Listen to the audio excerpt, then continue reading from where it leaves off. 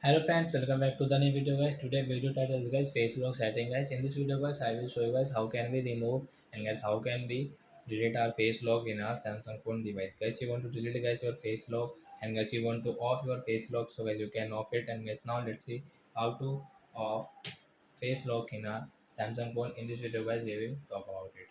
So first of all guys we will on our phone setting to remove our face lock. So as you can see guys this setting, so guys scroll your phone and guys click on guys your lock screen setting, tap here, guys click on screen lock type and guys enter your password.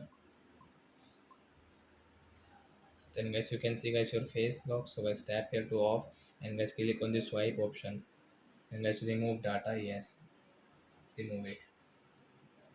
Then guys your face lock will delete, then guys you cannot use your face lock in your Samsung phone guys, you will have to set again. So are you friends, you have understood how to remove face lock in our Samsung phone. So that's it guys, thanks for watching my video guys. Now we will meet on next video guys with new topic. Before going guys, please go and like my video, subscribe my channel. Bye bye friends.